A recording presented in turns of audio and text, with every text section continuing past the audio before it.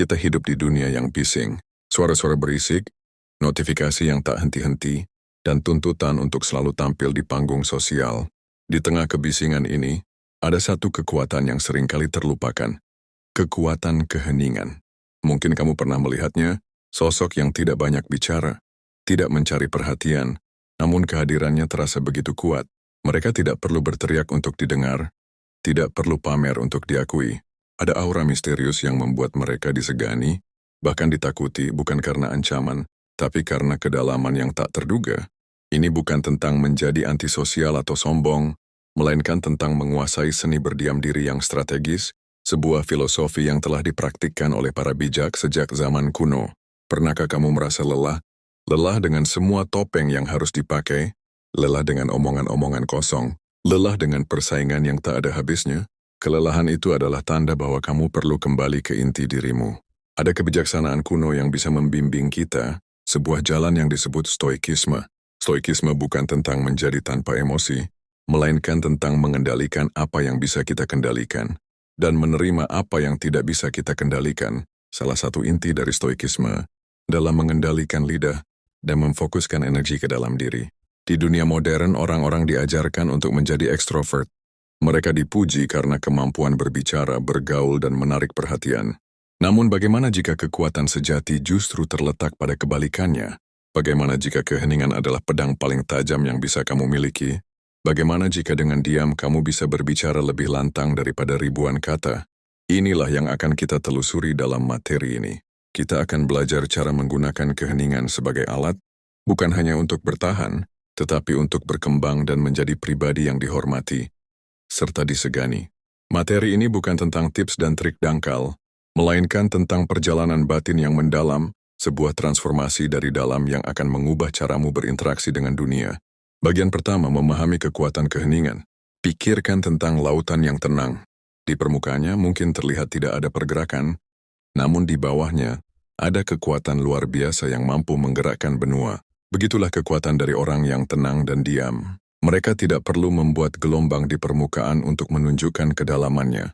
Kebisingan seringkali adalah tanda dari kekosongan. Orang yang merasa perlu terus-menerus berbicara, seringkali melakukannya untuk mengisi kekosongan di dalam diri mereka sendiri. Mereka butuh validasi dari luar. Sebaliknya, orang yang merasa cukup dengan dirinya sendiri, tidak merasakan dorongan itu. Mereka tidak mencari pengakuan, karena mereka sudah menemukannya di dalam diri mereka. Stoikisme mengajarkan kita bahwa fokus kita harus berada pada apa yang disebut sebagai lingkaran kendali kita. Hal-hal yang berada di luar kendali kita, seperti pendapat orang lain, cuaca, atau masalah harus kita lepaskan. Salah satu hal yang sepenuhnya berada dalam kendali kita adalah respons kita terhadap dunia, dan itu termasuk kata-kata yang kita ucapkan. Ketika kita diam, kita mengambil alih kendali penuh atas satu-satunya hal yang benar-benar penting, diri kita sendiri. Keheningan adalah bentuk dari penguasaan diri. Ini adalah tanda bahwa kamu tidak reaktif. Ketika seseorang menghinamu, ketika ada berita buruk, atau ketika ada godaan untuk ikut-ikutan bergosip, respons alami kita adalah untuk bereaksi. Namun orang yang kuat dalam keheningan akan mengambil jeda. Mereka akan memproses informasi tersebut, menimbang-nimbang, dan memilih respons yang paling bijaksana, atau bahkan memilih untuk tidak merespons sama sekali. Dalam dunia yang serba cepat ini, menjadi orang yang tidak reaktif adalah kekuatan super. Ketika semua orang panik, orang yang tenang dan diam akan tetap menjadi jangkar. Mereka akan menjadi sosok yang dicari-cari orang lain untuk mendapatkan nasihat yang bijaksana, karena mereka tahu bahwa keputusan mereka tidak didasarkan pada emosi sesaat. Bagian kedua, diam sebagai strategi.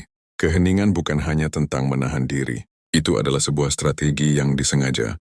Ini adalah alat yang bisa digunakan untuk mencapai tujuanmu, untuk memancarkan otoritas, dan untuk membangun rasa hormat. 1. Diam untuk mengamati. Ketika kamu tidak berbicara, kamu menjadi pendengar yang lebih baik.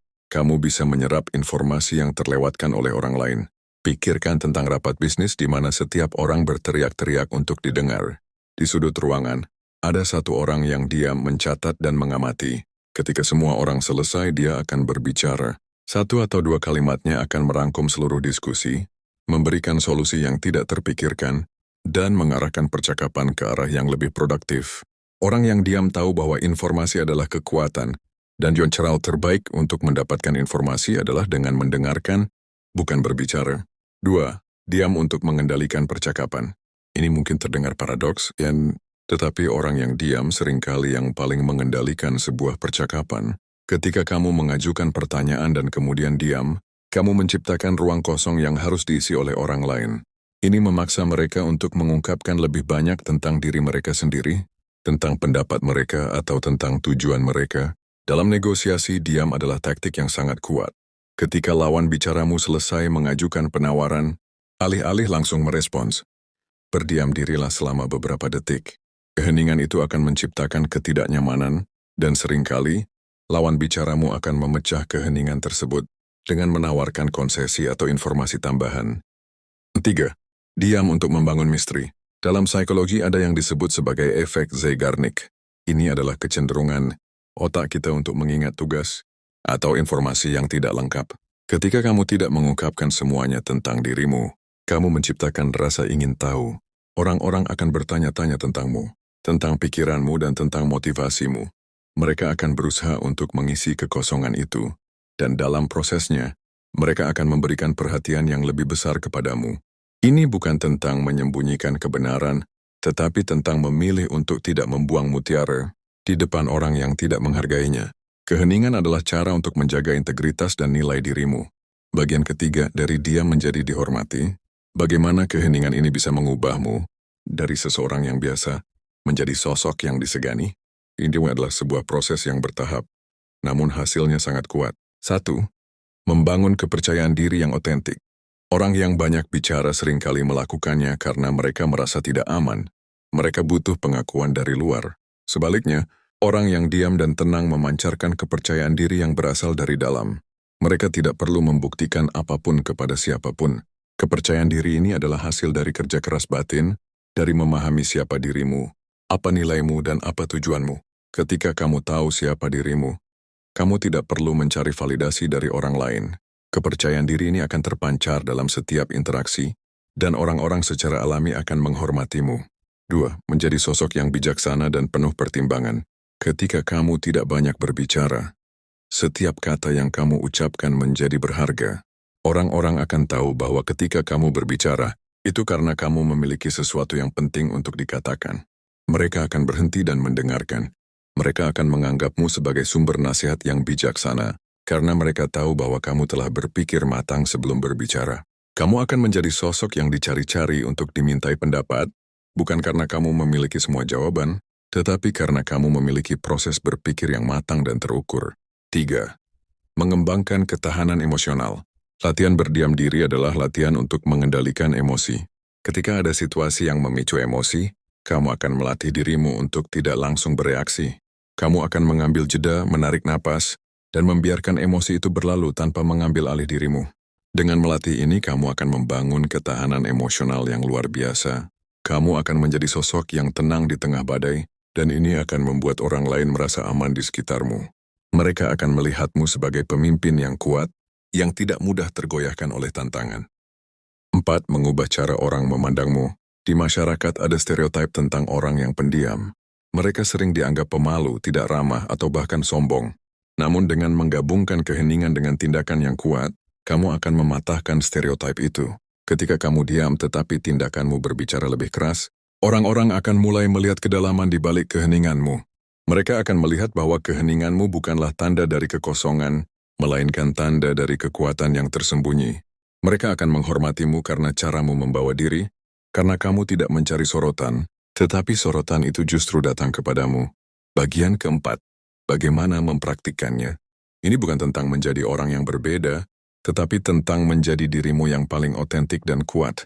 Berikut adalah beberapa langkah praktis untuk memulai perjalanan ini. 1. Latih diri untuk mendengarkan secara aktif. Ketika seseorang berbicara, jangan pikirkan apa yang akan kamu katakan selanjutnya. Sebaliknya, fokuslah sepenuhnya pada apa yang mereka katakan. Dengarkan tidak hanya kata-kata mereka, tetapi juga nada suara dan bahasa tubuh mereka. Tunjukkan bahwa kamu benar-benar mendengarkan dengan mengangguk atau memberikan respons singkat seperti, "Oh ya," atau "Aku mengerti." Latihan ini akan membuatmu menjadi pendengar yang jauh lebih baik, dan orang-orang akan menghargai perhatian yang kamu berikan. 2. Ambil jeda sebelum berbicara.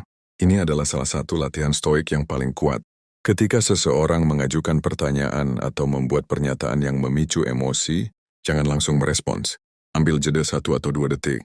Jeda ini adalah ruang antara stimulus dan respons.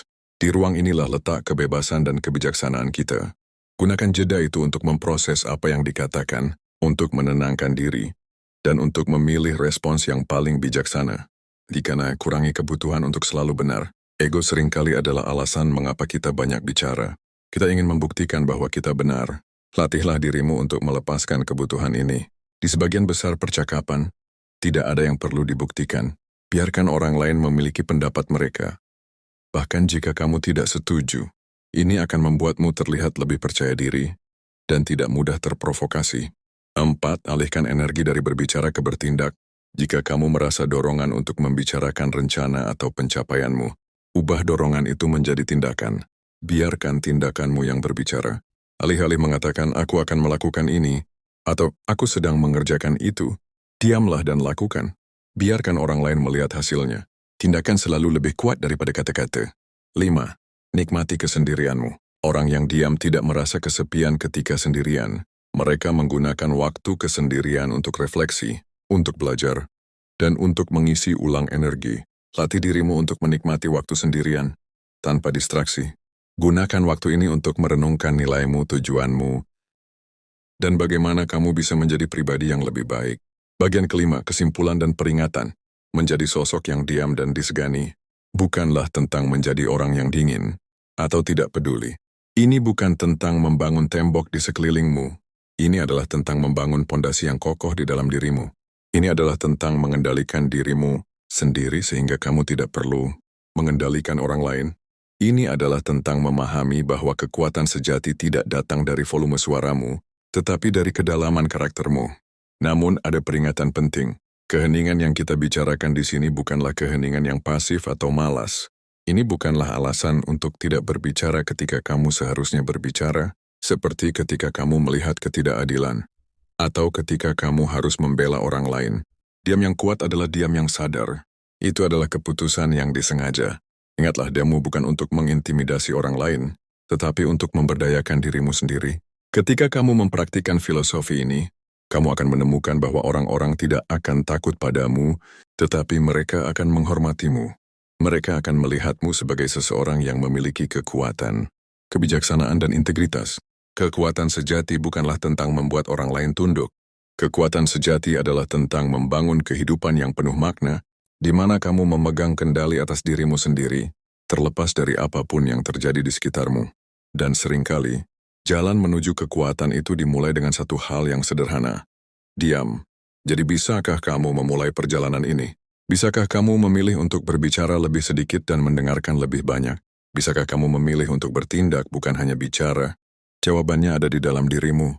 Dan mungkin, untuk pertama kalinya, kamu tidak perlu mengucapkannya dengan kata-kata. Kamu hanya perlu melakukannya.